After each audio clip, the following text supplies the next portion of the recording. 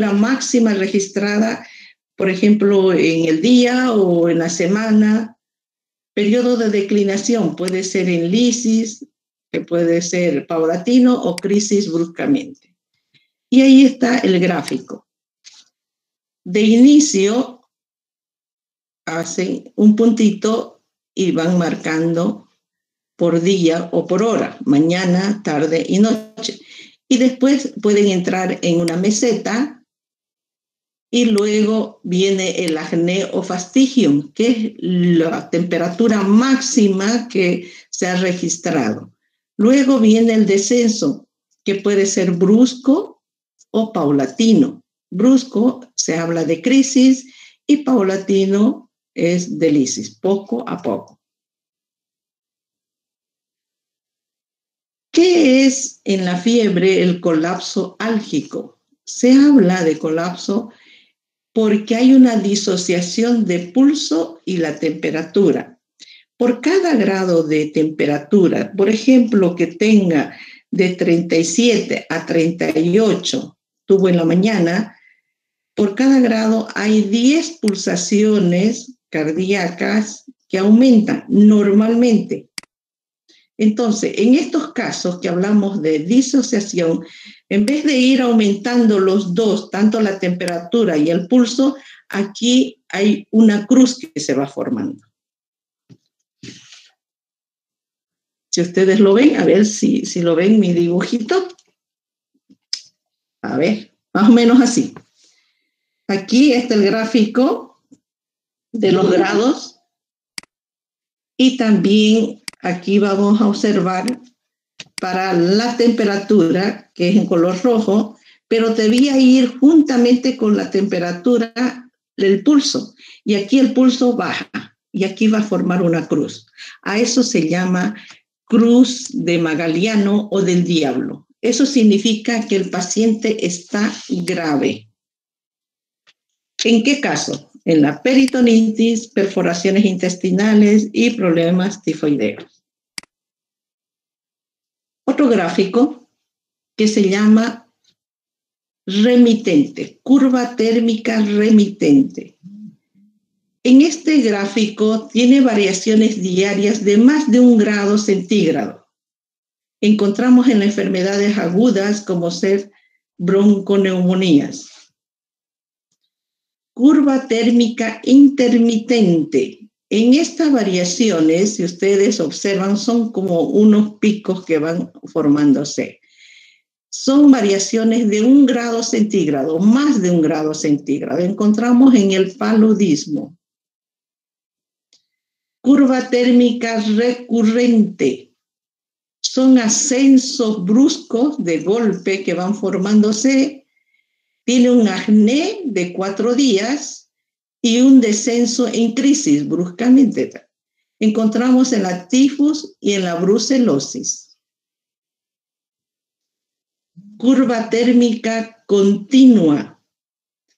Esto es una curva donde observamos que hay un ascenso brusco, un acné de 2 semanas, o sea, se mantiene la fiebre por mucho tiempo, y hay un descenso en lisis, encontramos en las neumonías. Curva térmica ondulante. Aquí tenemos un descenso y un ascenso lento, ¿ya? Tiene un acné corto, acné, y un descenso en lisis. También encontramos en la enfermedad de Hodgkin y en la brucelosis. Curva térmica invertida. Es una fiebre que se observa en las mañanas y baja la temperatura en la tarde. Sube de nuevo y va bajando. Encontramos en la tuberculosis y en el cáncer de estómago. Curva térmica éctica. Aquí vamos a observar ascensos bruscos y descensos en crisis, con alternancia y remitencia. Aquí vemos una fiebre en agujas que encontramos en la tuberculosis y en la sepsis, 8 séptico. Curva térmica en dromedario. Dromedario le dijeron porque miren, es similar a un camellito. O joroba de camello, silla de montar, fíjense, encontramos en la poliomielitis esta curva térmica. Muy pocas veces podemos encontrar ahora porque ya con la vacuna se ha erradicado la poliomielitis, pero muchas veces en la provincia, cuando ustedes vayan, pueden encontrar. Dromedario invertido, encontramos en la leptospirosis. La fiebre periódica o familiar mediterránea, aquí la fiebre puede ser en horas, días y luego desaparece. Encontramos en jóvenes judíos con problemas de poliartritis. Tenemos la fiebre intermediario o interminado, que vamos a tener una fiebre persistente que no se diagnostica. Por eso se dice indeterminado. Puede estar en la tuberculosis, neoplasia y colágeno. Pero acá, por ejemplo, también en pediatría van a observar que esta fiebre se va a encontrar en niños que, por ejemplo, se asustaron. Lo llevaron al campo o lo llevaron a la piscina por primera vez y el niño se asusta. Luego comienza en las tardes, en las noches, fiebre, le hacen laboratorio, lo llevan al médico, le dan su medicamento, pero el niño mantiene, todo sale normal, el hemograma normal, la orina normal, causa no hay, ¿ya? Entonces el pediatra dice, ¿dónde lo llevaron a este niño? Lo llevaron al campo, lo llevaron al río. Bueno. Entonces, en pediatría hay que tener mucho cuidado con los niños, ¿no? En la fiebre catamenial tenemos unas febrículas en mujeres en los días antes de su menstruación. Aquí hay variaciones de curvas térmicas y ustedes ven que están con lapicero rojo. No se van a olvidar de esto. Ahora, ¿dónde se toma la temperatura? Se recomienda tomar en todos los orificios naturales del ser humano. Se debe tomar 2 tomas diarias en el mismo sitio cuando uno comienza a aprender. Se utiliza el termómetro, hay termómetro digital, hay termómetro de vidrio, dependiendo cuál es lo que tienen. Y tenemos que tener cuidado con la limpieza del termómetro. Se debe dejar 5 minutos para que pueda marcar muy bien la temperatura. Ahí tenemos el termómetro de vidrio que tiene su mercurio y va subiendo los grados de temperatura. Son de vidrio, fíjense, son baratos, son los más baratos. Actualmente hay el digital para aquellas personas que no saben leer en estos termómetros, pero siempre se van a encontrar con este termómetro en todo lado que vayan. Si es que ustedes tienen el digital, mucho mejor. ¿Dónde vamos a tomar? En la cavidad bucal, en la región axilar, en la región rectal, vaginal, conducto auditivo y pliegues inguinales. Por ejemplo, miren al niño. A veces dicen los internos, vaya a ver su temperatura del niño. Pero está con chupón, dicen. Nada, igual. El niño, por más chupón que tenga, uno por un ladito le puede poner el termómetro. ¿Ya? No hay motivo de no hacer eso. Axilar. Aquí está la temperatura, el bebecito está durmiendo y uno está trabajando. Igual en la persona mayor. Ahí está el termómetro digital que ya está programado, que va a tomar en 5 minutos. conducto auditivo, fíjense el termómetro que se utiliza en estos casos. Esto de la frente, por ejemplo, si uno compra un paracetamol, viene en la cajita una cintita que eso sirve para las mamás, que para utilizar eso se limpia la frente y uno le pone la cintita y va a ir marcando de color verde la temperatura del bebé. Entonces ahí la mamá se puede ayudar. Se puede utilizar 2 veces, pero ya después se moja el papelito y ya no sirve. Eso le puede ayudar a la mamá para saber cuánto de temperatura tiene el bebé. La cavidad bucal. Hay termómetros que nos ayudan a tener distancia en esta época en especial. Entonces tenemos para que se observe la marcada de la temperatura. También los animalitos, se utiliza el termómetro. Si uno lleva a su gatito, a su perrito, al veterinario, lo primero que agarra el termómetro y bueno, pues no le pone en la boca, ¿no? Porque le muerde el perrito. Entonces le levanta la colita y ¡tic! Le pone, ¿no? Bueno, entonces ahí vamos para que ustedes vayan aprendiendo y ver los grados de fiebre. Bueno, vamos a seguir con otro tema que es muy importante.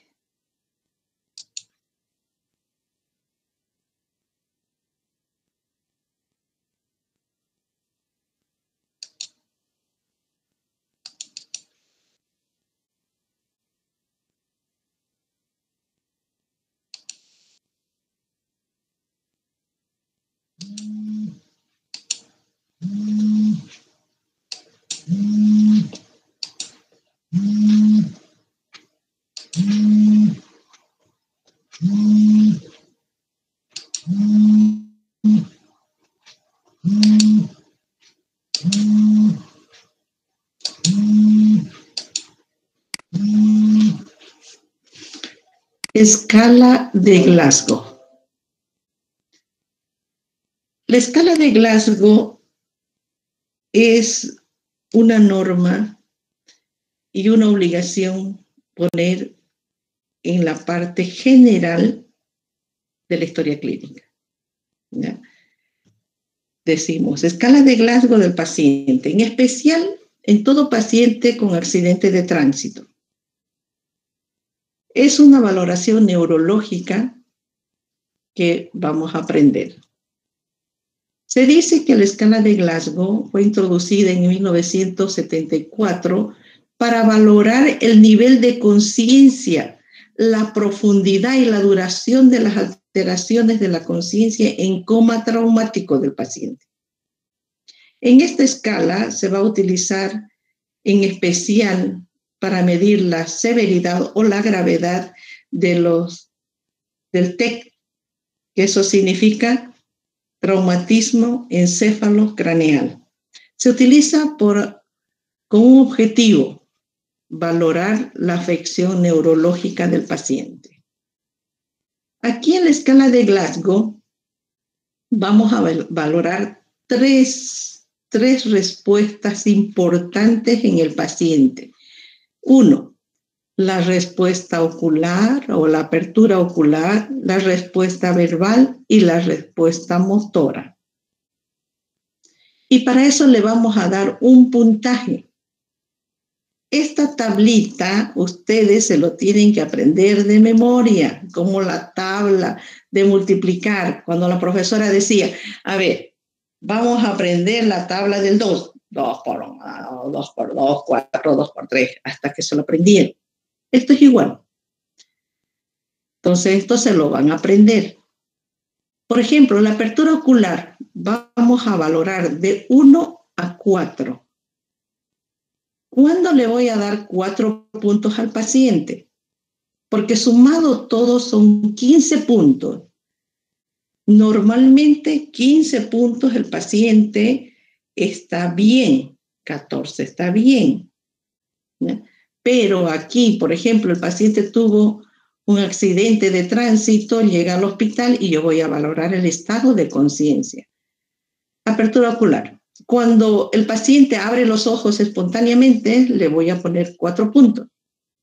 Si el paciente está con los ojos cerrados y yo le provoco un estímulo, ¿ya?, y abre los ojos, le pongo 4, o sea, 3 puntos.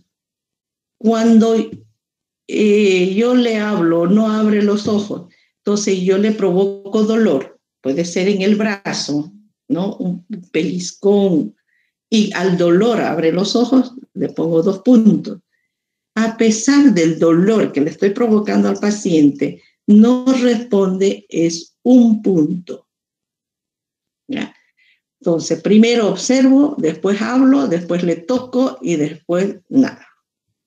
En la respuesta verbal, si el paciente, yo le pregunto, buenos días, ¿cuál es su nombre? Y él me responde, muy bien, le pongo 5 puntos. Si la respuesta es confusa, 4 puntos.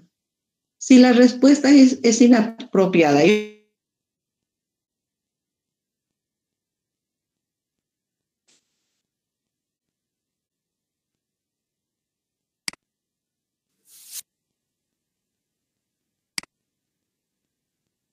está localizando dolor, solamente retira, es 4 puntos.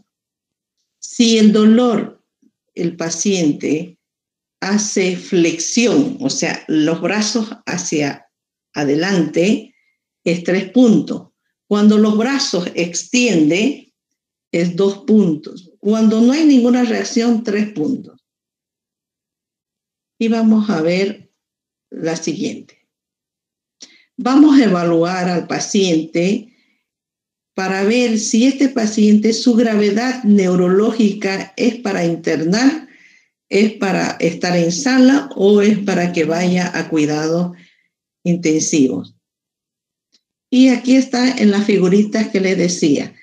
La respuesta ocular voy a valorar de 1 a 4. Y allí el médico está hablando, y si es espontáneo, 4. Si es necesita al habla, 3. Si hay dolor, 2. Y si no, 0. O sea, 1. La respuesta verbal. Aquí el médico está hablando y le responde, orientado. 5 puntos. Conversación confusa, 4 puntos. Palabras inapropiadas, 3 puntos. Sonidos incomprensibles, 2 puntos. Y sin respuesta, 1. Aquí en la figurita ustedes ven a un paciente con tubo, ¿no? En estos casos no puedo valorar la parte verbal, pero sí aclaro y pongo paciente con tubo orotraqueal. ¿Ya? No le voy a poner ningún punto. Aclaro cómo está el paciente.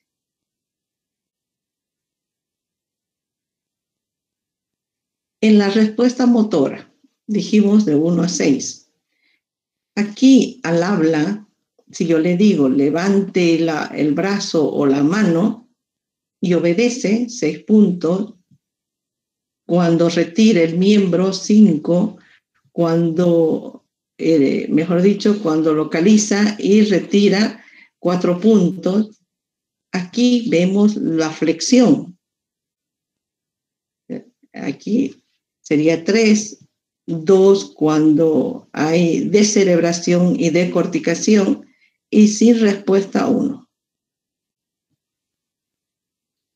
Después que hago la escala de Glasgow, sumo cuánto es la parte ocular, cuánto es la parte verbal y cuánto es la parte motora. Y la sumatoria de las 3 valoraciones, vamos a ver la gravedad. Se dice que de 3 a 8, la escala de Glasgow, es un TEC grave. De 9 a 13, un TEC moderado o un coma moderado. Y de 14 a 15 es leve. Luego valoramos con la linterna las pupilas. A todo paciente neurológico tenemos que ver pupilas. Tenemos que ver el diámetro y la reacción a la luz. En el diámetro podemos valorar directamente si es desde 1, que podemos hacer hasta 6, 7, dependiendo del tamaño. Y si tiene reacción a la luz, sí o no. Reacción a la luz o no. Por ejemplo, ahí ven unas pupilas. La una, más o menos, por ejemplo, esta de acá. Se habla de unas pupilas de 1 milímetro que serían puntiformes. Cuando están iguales los dos, hablamos de isocóricas. Pero en este caso, acá están de 1 y aquí está más o menos de 4 milímetros de diámetro. Entonces, aquí está diferente. Aquí hablamos de anisocoria, cuando hay la diferencia. ¿Ya? Y si están iguales, isocóricas. Anisocóricas y discóricas cuando son de la forma diferente. Bueno, eso ya vamos a ir aprendiendo poco a poco. Y si hay una reacción a la luz. ¿Cuándo hay reacción a la luz? Cuando las pupilas se contraen. Y si no hay contracción a pesar de la linterna, entonces sin reacción a la luz. Y vamos a ir registrando la respuesta del paciente. Todos los días hacemos la escala de Glasgow a todo paciente en coma en especial. Bueno, son 2 temas muy bonitos, muy interesantes que ya de hoy en adelante van a comenzar a practicar. El próximo miércoles vamos a hacer el último tema de examen general para entrar a la parte ya segmentario que sería tórax. Bueno, que les vaya bien, jóvenes, un buen fin de semana y ya ustedes tienen que saber, la próxima semana voy a preguntar sobre escala de Glasgow. Entonces todos ya tienen que saber cuánto es el puntaje y cómo voy a ir a valorar. Bueno, que les vaya bien. Está bien, doctora. Gracias. Chao, chao. Doctora, una pregunta. ¿Cuál será? En el caso de que llegue un paciente, ¿no? Y es lo mismo decir amisocoria o midriasis o no. Ya. Las pupilas cuando son de 1 hasta 2 milímetros, vamos a hablar de puntiforme, así como le mostré en la anterior. A ver, vamos a ver. ¿Ya? Esto. ¿Ya? Isocóricas cuando son iguales. ¿Ya? Primero vamos a ir a la diferencia. Cuando son chiquititas, mióticas, ¿ya? De 1 milímetro, chiquitita. Esta sería miótica. Esta de acá. ¿Ya? Isocóricas, para nosotros hablamos de 2 milímetros, que es lo normal. Cuando es mayor de 4, más o menos es esta pupila, y a veces más un poquito de 5, hablamos de midriasis, pero tienen que ser las dos, ¿ya? Las dos. O sea, acá también debía estar entre 4 y 5, midriasis, cuando es mayor de 4 a 5 milímetros. ¿Ya? En estos casos ya podemos ir valorando qué está pasando en el cerebro. Y para hacerlo más fácil, si yo estoy valorando los ojos, voy a valorar 5 pares craneales. ¿Se acuerdan de los pares craneales que van a la cavidad orbitaria? El oculomotor. ¿Ya? ¿Qué más? Ya va 1, faltan 4.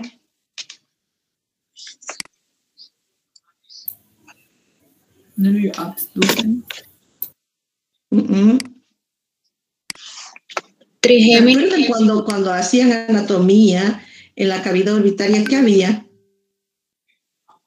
Su compañera ha dicho el motor ocular común, ¿no ve? ¿Qué más? El facial. Motor ocular externo. Muy bien. Óptico. Nervio ¿Qué más? olfatorio, nervio óptico, nervio ocular motor, nervio troclear. A ver. Vamos, ya van dos. Motor ocular común, motor ocular externo. ¿Qué más?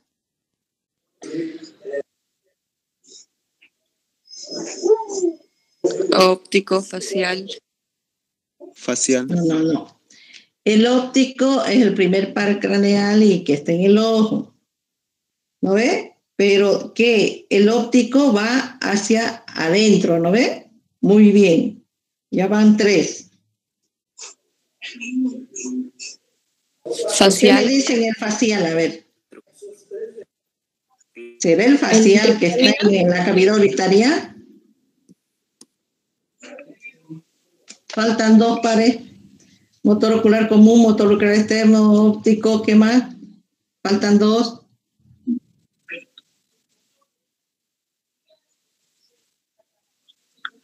Trigémino. Fíjense, con nuestra linterna, jóvenes, con nuestra linternita, estoy valorando 5 pares craneales. 5. Hasta aquí me han dado 3, faltan 2.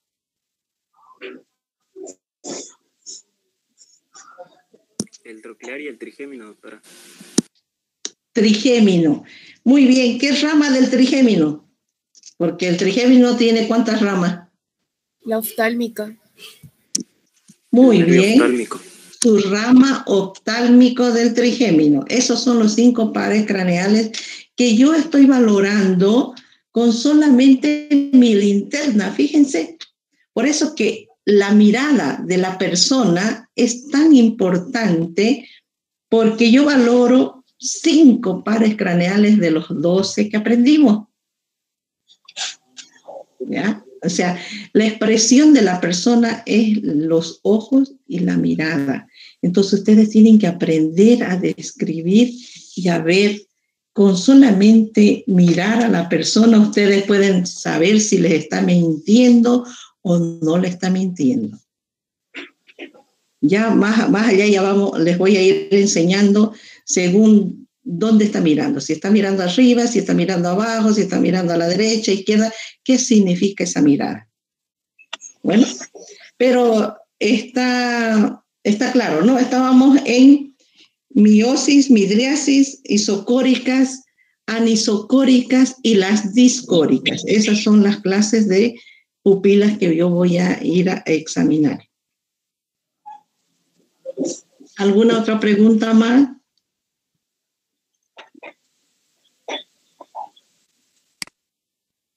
¿Está bien?